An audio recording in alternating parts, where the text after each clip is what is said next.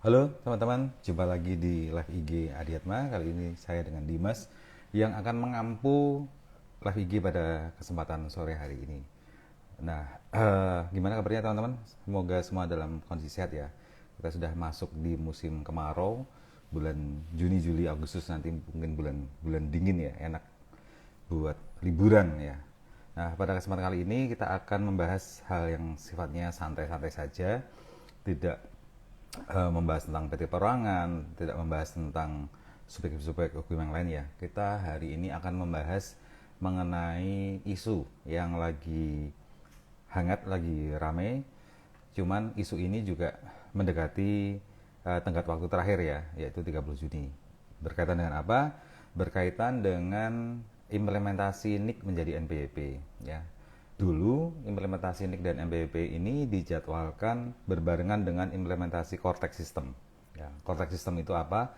Cortex System adalah sebuah sistem dari Dijen Pajak yang pertama merampingkan administrasi perpajakan. Kalau saat ini kan ada DJP online, ada pajak.go.id, ada EREK, ada web e-faktur, macam-macam, banyak sekali kanal-kanal yang digunakan untuk tujuan administrasi perpajakan. Nah, Cortex System itu adalah untuk menyederhanakan, menyimpelkan, dan mengintegrasikan semua layanannya. Nah, pada waktu itu integrasi Cortex System niatnya pada waktu itu berbarengan dengan pemandangan menjadi NPWP. Nah, sekiranya Cortex System itu dijadwalkan running 1 Januari 2024, mundur lagi menjadi 1 Juli ya.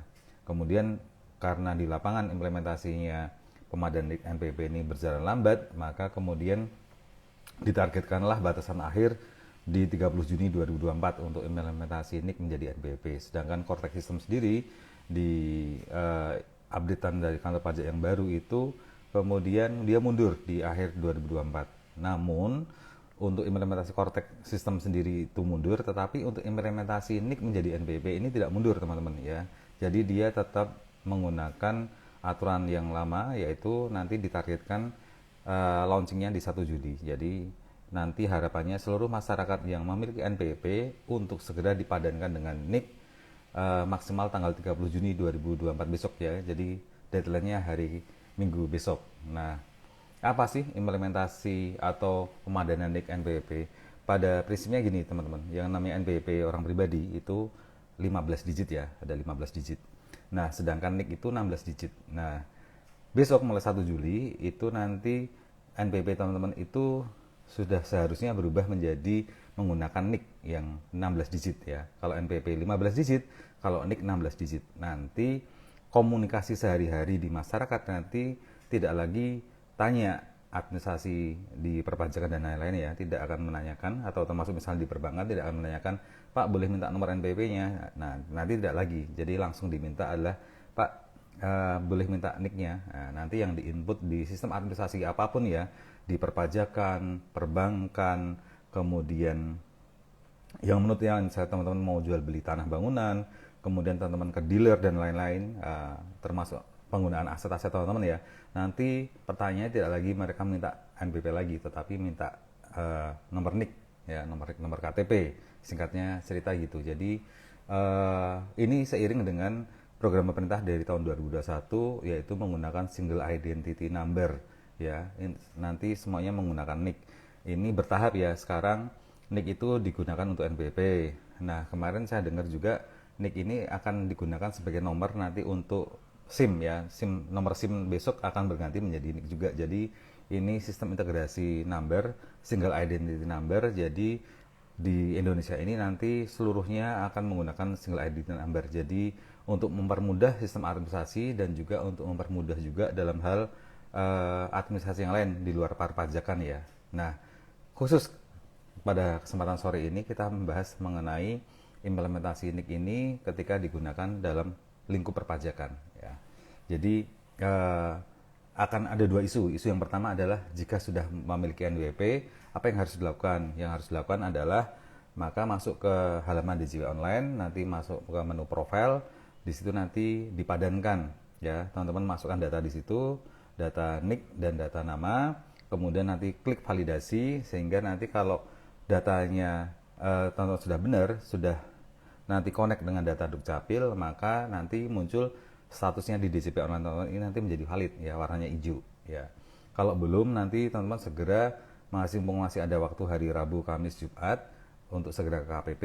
Bisa jadi nanti masalahnya adalah di pengejaan nama. Kadang di NPP, di nicknya teman-teman itu ada gelar ya, ada SE, ada sarjana ekonomi, ada sarjana teknik dan lain-lain, ada embel-embel inilah ya, ada embel-embel kesarjanaan atau background pendidikan. Ada lagi dengan embel-embel haji ya, ada lagi zaman dulu yang orang sepuh-sepuh ada dokteranda, dokterandes. Nah, intinya adalah data Dukcapil itu yang dibuat kesepakatan menjadi data yang paling valid. Nah, dulu NPB teman-teman ini ya, ini banyak embel-embelnya. Mungkin pada waktu itu memang visinya nggak ke situ ya. Visi NPP pada waktu itu dia berjalan sendiri, tetapi sekarang mau nggak mau harus integrate. Nah, caranya integrasi adalah yang dijadikan data primer siapa? Yang dijadikan data primer adalah datanya di Dukcapil. Maka data NPP ya, data sekunderi ini harus dicocokkan dengan data primernya. Sehingga yang harus dipadankan adalah apa?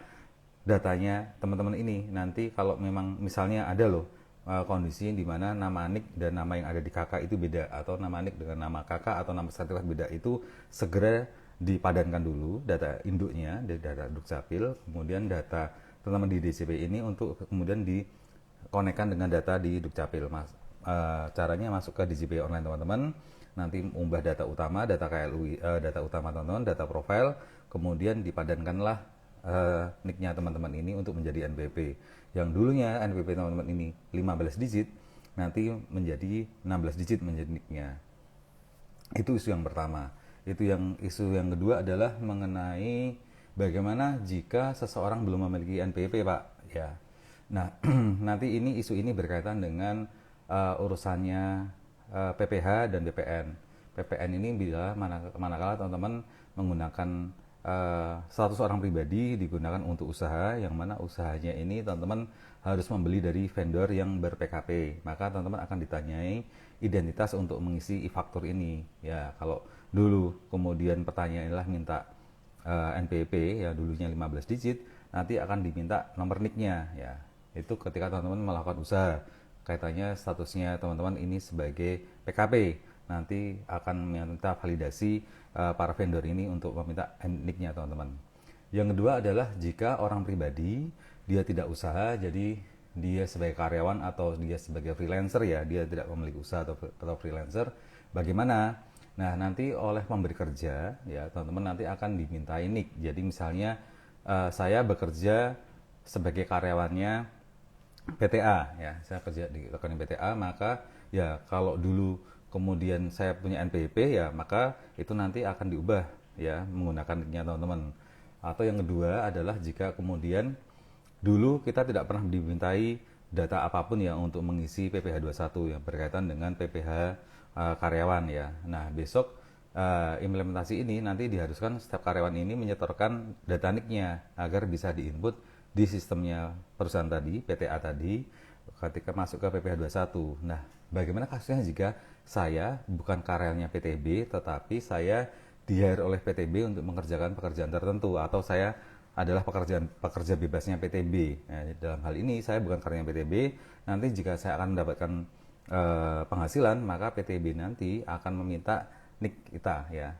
Biasanya ya mereka akan minta foto KTP lah, tidak hanya sekedar kita ngasih texting doang ya nomor NIK, nomor KTP kita, tetapi biasa jadi mereka akan meminta untuk dikopikan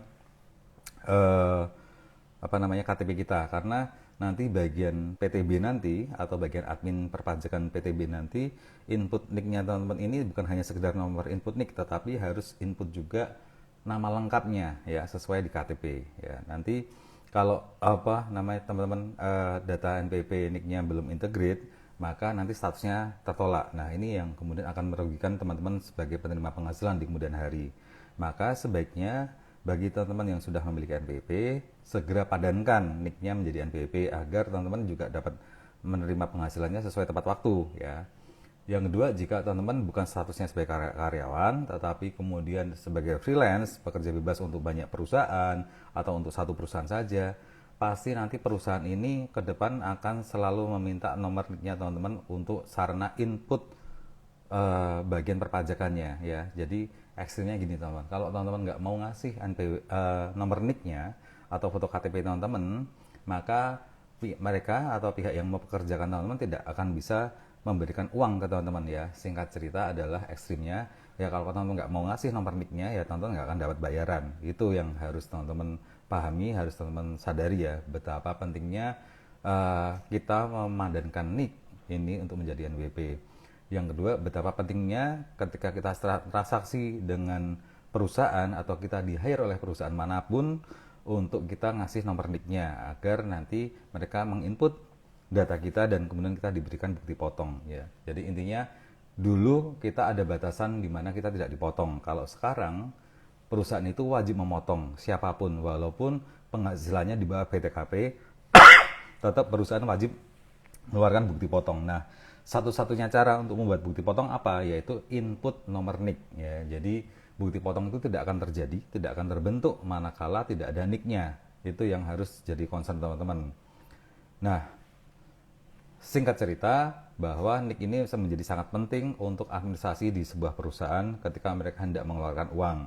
Begitu juga teman-teman sebagai penerima penghasilan, nanti pun juga teman-teman akan terpantau mau nggak mau ya. Jadi akan terpantau. Jadi misalnya gini, jika teman-teman ini memilih bukan karyawannya perusahaan, tapi teman-teman di hire sebagai freelancer, misalnya dalam 1 tahun teman-teman nanti penghasilannya 200 juta ya. Kalau dulu orang itu bisa lolos ya dari pantauan Ditjen Pajak, kalau sekarang nggak bisa ya. Kita coba menduga-duga, kita coba membayangkan bagaimana caranya kantor pajak ini bisa tahu ya penghasilan kita itu sudah sewajarnya, sudah selainnya dipotong PPh. Jadi yang namanya database pasti akan integrate kemana-mana ya, namanya database. Nah, jika teman-teman ini di-hire oleh PTA di tahun ini misalnya ya, 50 juta, PTB 50 juta, PTC 100 juta ya. Di-hire oleh 3 perusahaan ini, total penghasilan teman-teman 200 juta. Tetapi teman-teman ini belum memiliki NPWP, maka yang kemudian yang terjadi adalah apa? Pertama, teman-teman menggunakan kantor pajak menggunakan database-nya Dukcapil akan bisa mengirim surat ke teman-teman semua. Bapak A, sampean ini penghasilan tahun 2024 200 juta loh. Tolong segera dilengkapi atau tolong segera buat laporan SPT. Nah, pertanyaan adalah bagaimana jika kita belum memiliki akun di DJP atau kita belum memiliki NPWP versi lama? Maka teman-teman nanti harus mendaftarkan diri teman-teman ke kantor pajak untuk segera dibuatkan sistem atau akun pajak ya. Jadi akan dibuatkan akun pajak oleh KPP agar teman-teman nanti bisa membuka akses pajaknya dengan username dan password yang diberikan, sehingga teman-teman nanti bisa bikin SPT ya. Zaman dulu ya, orang itu punya penghasilan di atas PTKP, di atas penghasilan tidak kena pajak itu santai-santai saja ya. Dia bisa saja tidak melaporkan penghasilannya. Termasuk juga sekonsekuensi dengan menerima penghasilan, otomatis dia akan memiliki harta ataupun nanti dia akan memiliki utang. Dulu tidak terpantau teman-teman. Nah, mulai besok per 1 Juli 2024 ini semuanya akan menjadi terpantau karena semua kementerian dan semua lembaga akan menggunakan database tunggal, yaitu dari Dukcapil sebagai data primer teman-teman semua. Data primer itu pasti akan diadopsi oleh perbankan, pasti akan diadopsi oleh lembaga pembiayaan, masih akan diadopsi ke manapun ya, ke kita konteksnya PLN ya, listrik atau kita pembayaran Indihome dan lain-lain yang selama ini menggunakan sarana NIK ya. Ketika inputnya NIK maka otomatis datanya akan integrate. Tapi teman-teman tidak perlu takut, tidak perlu khawatir juga. Pada prinsipnya jika kita memang memiliki penghasilan di atas PTKP, penghasilan tidak kena pajak, ya memang seharusnya ya kita bayar pajak ya. Jadi hari gini nggak perlu juga kita pusing untuk menghindari pajak. Semakin kita menghindari pajak, kita akan semakin pusing, kita akan semakin terdesak dan kita semakin tidak bisa apa-apa. Jadi dengan era baru integrasi NIK NPWP ini adalah sarana yang memudahkan teman-teman. Jadi teman-teman nanti tidak perlu tanya, Pak, PTA, penghasilanku dari kamu kemarin berapa ya? Pak B, nah, nggak perlu nanya-nanya begitu karena nanti di akun teman-teman ya, ketika teman-teman dipotong oleh lawan transaksi, nanti semua data udah ngumpul di akunnya teman-teman semua. Jadi akan mudah disajikan buat teman-teman semua. Selama ini telah dipotong oleh PT mana saja, berapa saja. Kemudian teman-teman akan menghitung PPh yang terutang untuk teman-teman semua. Nah, dengan integrasi NIK ini manfaatnya banyak sekali teman-teman ya. Coba saya bacakan dari rilisan Kementerian Keuangan. Yang pertama, manfaat pemandahan NIK menjadi NPWP ini yaitu pertama kemudahan dalam administrasi pajak. Jadi kalau selama ini mungkin kita tidak hafal nomor NPWP, tentu kalau nomor KTP kita paham ya, kita hafal ya. Jadi nanti kalau apa-apa ditanya yang berhubungan dengan pajak, pasti akan diminta nomor NIK ya. Langsung kita sebutkan bisa, atau kita dengan mudah langsung sudah ngasih KTP, nggak perlu kemana-mana membawa NPWP, udah nggak zamannya nanti kemana-mana membawa NPWP, tapi cukup bawa KTP itu udah bisa. Yang kedua, manfaatnya adalah pengawasan pajak yang lebih baik. Jadi ini manfaat yang bukan kepada kita sebagai wajib pajak, tetapi manfaatnya untuk Kementerian Keuangan ya, bahwa mereka bisa memantau pengawasan pajaknya. Jika kita memiliki penghasilan di atas PTKP, maka mereka akan memantau dan mereka akan menghimbau kita untuk segera kita melakukan pelaporan SPT. Nah, kemudian juga ketika kita misalnya ya, hari ini masih banyak nih teman-teman yang terjadi model-model sales-sales canvassing itu ya, yang biasanya asal comot NPWP siapapun ya. Nah, nanti mungkin akan butuh waktu 2 atau 3 tahun, ini akan terjadi friksi dulu ya, akan terjadi gonjang-ganjing dulu di masyarakat, di mana yang biasanya mereka tidak pernah melakukan pelaporan SPT tiba-tiba harus bikin laporan SPT.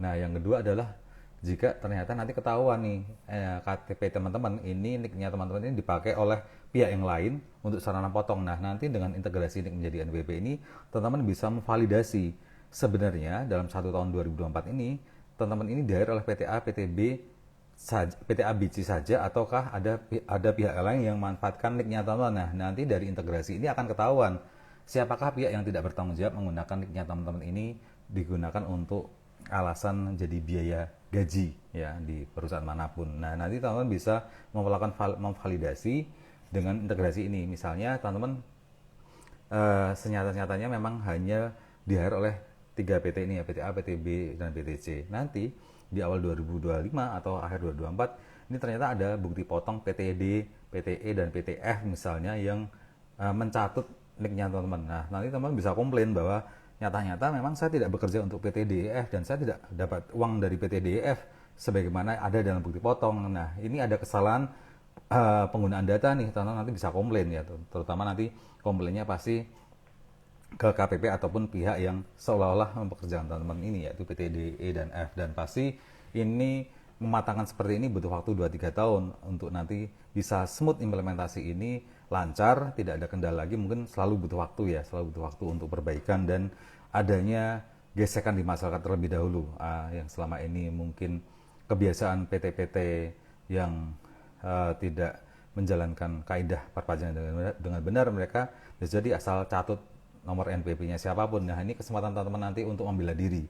Nah, salah satunya cara alat untuk bisa memvalidasi atau membela diri adalah dengan teman-teman memiliki SP tahunan. Dengan memiliki SP tahunan, maka teman-teman bisa membela diri ya. Jangan pernah memiliki pikiran, anggapan bahwa teman-teman bisa membela diri tanpa dengan adanya SPT ya. Itu sebuah kebodohan. Mau membela diri tapi tidak memiliki SPT itu adalah bunuh diri ya. Itu harus teman-teman ketahui. Nah, manfaat yang lain adalah efisiensi layanan publik. Jadi nanti layanan publik manapun, teman-teman memiliki urusan ke Dinas A, Dinas B, Dinas C, atau kementerian manapun, atau teman-teman butuh ke rumah sakit ya, ke rumah sakit, urusan rumah sakit, urusan kelurahan, ya, kecamatan, macam-macam yang membutuhkan sarana NIK, ini nanti akan lebih mudah terintegrasi ya. Begitu juga nanti teman-teman ketika teman-teman sudah tahu aturannya, teman-teman tidak mau comply, nanti otomatis ada konsekuensi yang lain yang nanti akan mungkin muncul ya ketika teman-teman tidak mau patuh atas integrasi dan NPWP ini. Bisa jadi nanti di beberapa layanan itu nanti teman-teman akan dihentikan ya, karena akan ada mungkin ya, kita menduga lagi akan ada mungkin sistem early warning system lah, di mana kemudian seseorang ini sudah selayaknya atau sudah seharusnya bikin SPT ini. Nah, tapi ternyata dia tidak bikin-bikin. Nah, nanti ada beberapa sistem administrasi yang itu akan dibuat di lock agar apa? Agar teman-teman segera mematuhi kewajiban perpajakannya. Nah, bisa jadi dengan cara yang pertama tadi ya, misalnya di dashboardnya Kementerian Keuangan sudah termonitor nih penghasilan teman-teman. Kemudian teman-teman belum pernah punya NPWP ya, artinya belum punya akun pajak. Nah, maka caranya adalah kantor pajak akan mengirim, bisa jadi akan mengirim, ini sebagai ilustrasi saja ya, bisa mengirim surat yang ke alamat teman-teman agar teman-teman segera membuat akun pajak. Tetapi kalau ternyata teman-teman nggak bikin-bikin juga akun pajak, sehingga otomatis negara kehilangan potensi pendapatan penerimaan negara dari teman-teman, maka yang bisa mereka lakukan adalah apa? Membuat blokade, ya, akan mengurangi benefit teman-teman sebagai warga negara. Akan ada beberapa sistem yang itu berhubungan dengan NIK, dan itu teman-teman memiliki kepentingan dan kebutuhan atas sarana itu, atas sektor itu akan dihentikan sementara. Jadi teman-teman tidak bisa mengakses. Nah, akses atau blokir itu akan segera dibuka atau akan dibuka manakala teman-teman nanti sudah mematuhi kewajiban perpajakan, di mana teman-teman bikin akun pajak, terus menghitung seluruh penghasilannya, kemudian hasil akhirnya nanti teman-teman masih kurang bayar berapa, syukur-syukur lebih bayar atau bahkan nihil. Jadi intinya adalah satu-satunya cara untuk membuktikan bahwa teman-teman ini ada kurang bayar, ada lebih bayar atau nihil, itu hanya dengan cara membuat SPT. Caranya membuat SPT apa? Teman-teman harus punya akun pajak. Jadi otomatis, jadi begini teman, ketika teman-teman tidak memiliki NPWP tetapi kemudian sudah memiliki NIK, apakah yang memiliki NIK atau memiliki KTP ini serta merta punya akun pajak? Oh, belum tentu, ya.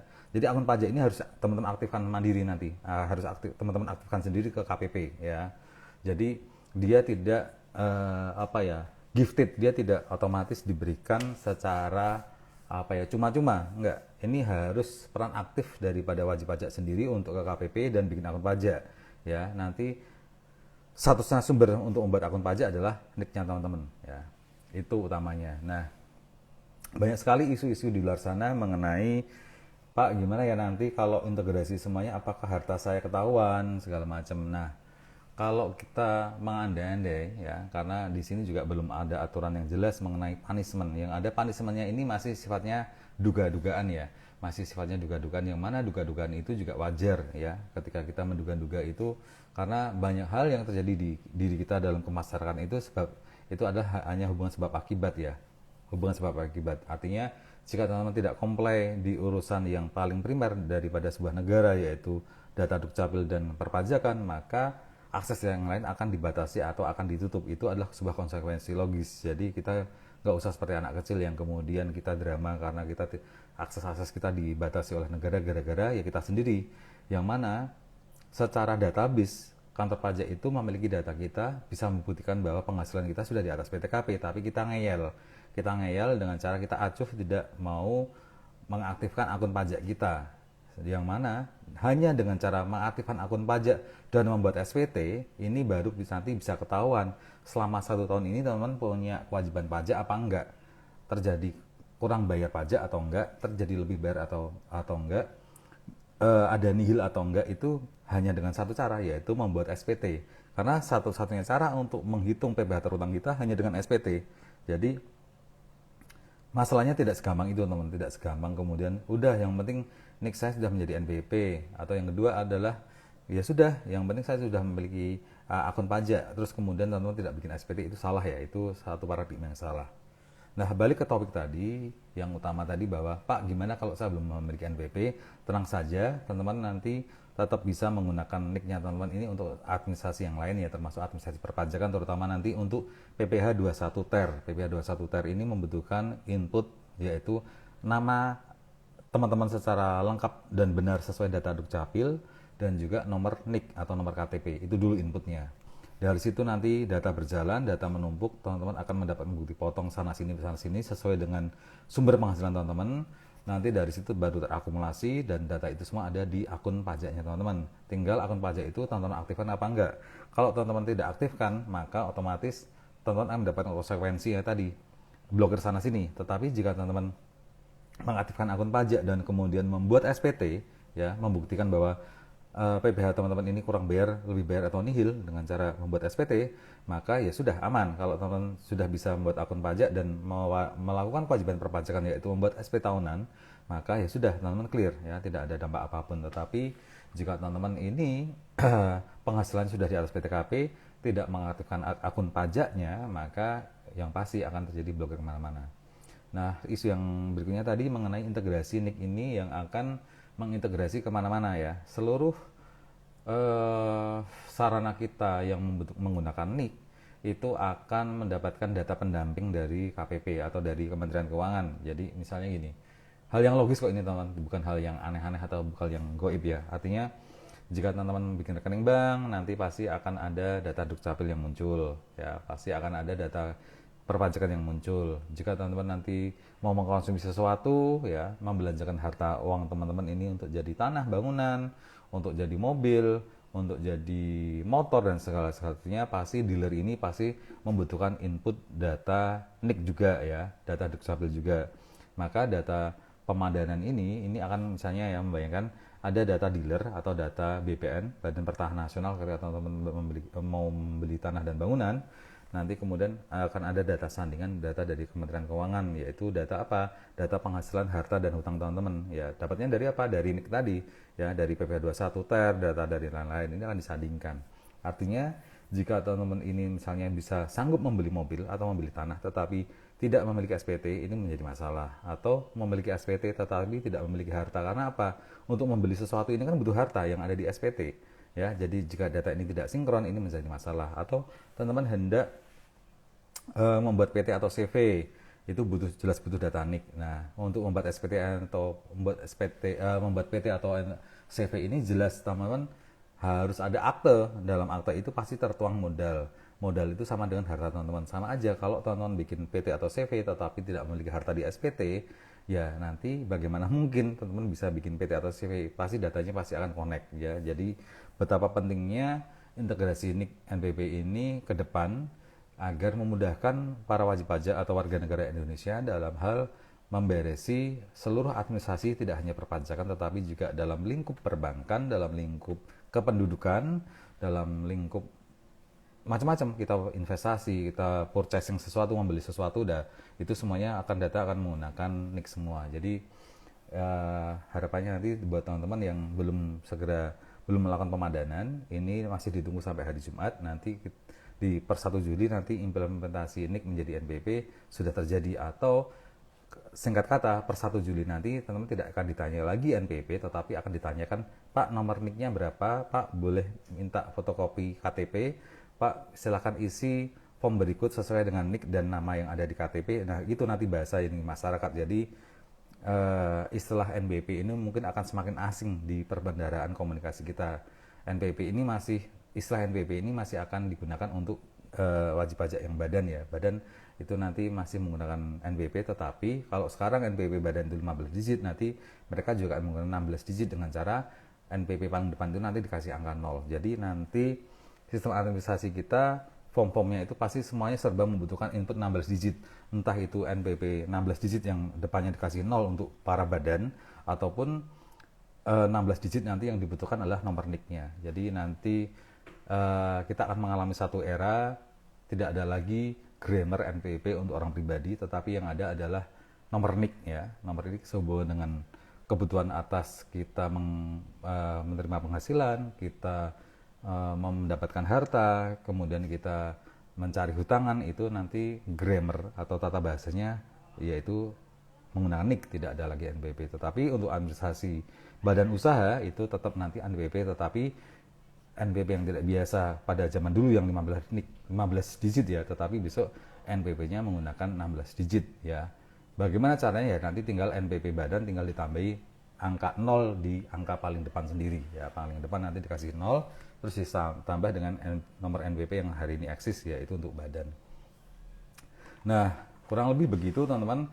Nanti jika ada kendala, teman-teman bisa diskusi dengan kami di Adiatma ini untuk mencari rumusan yang paling tepat atau bagaimana caranya melakukan integrasi pemadanan menjadi NPWP. Nah, sebaiknya memang berita pemadanan ini juga menjadi sukacita bagi kita, kita sambut gembira, karena dengan demikian maka kita akan memiliki satu database tersentral, database yang terpusat, database yang menjadi single, bahwa di mana-mana nanti kita akan mendapatkan penghasilan, kita akan mengkonsumsi harta, kita akan mencari hutang itu dengan single database. Termasuk juga nanti kita membuat SIM, kita mungkin kartu BPJS juga mungkin nanti menggunakan nomor NIK juga.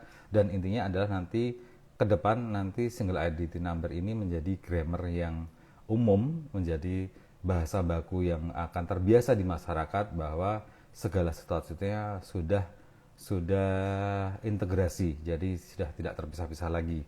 Nah, nanti buat teman-teman yang mengalami masalah ketika tidak bisa melakukan pemadanan, misalnya teman-teman ini di nicknya, di NPP-nya itu misalnya ada ada misalnya Amir Setiawan SE, Amir Setiawan titik koma S.E. Nah, kok ini nggak bisa padan? Nah, segera menghubungi KPP ya, untuk teman-teman yang nama yang ada di KTP tidak sama dengan nama yang ada di NPP, segera teman-teman nanti ke KPP untuk melakukan pemadanan ya. Karena untuk memadankan nama KTP dan nama di NPP ini kita tidak bisa menggunakan DJP online kita, teman-teman. Kita nggak bisa ya. Satu-satunya cara adalah kita ke KPP, tanya masalahnya di mana, masalahnya ini sumbernya dari Dukcapil atau sumbernya dari database di KPP. Ya, kalau sumber masalahnya adalah di database KPP, maka teman-teman nanti minta tolong bagian administrasi di KPP masing-masing kota teman-teman masing-masing tinggal ini untuk segera mengubah namanya biar dijadikan nama yang sama sesuai dengan ada yang di KTP. Nah, singkat cerita begitu teman. Nanti kita update lagi di minggu depan. Oh ya, untuk minggu depan kita jumpa di hari Senin. Untuk materinya belum saya sepakati. Monggo teman-teman jika ada yang ingin dibahas silakan sampaikan di kolom komentar atau nanti teman-teman bisa DM kami untuk kita bahas materi di hari Senin besok seperti apa.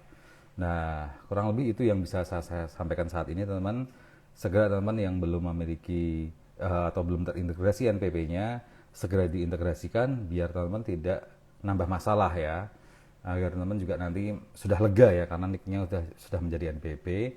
Dan buat teman-teman yang belum memiliki NPP tetapi secara penghasilan itu sudah di atas PTKP, ingat hati-hati ya, segera bikin akun pajaknya ya.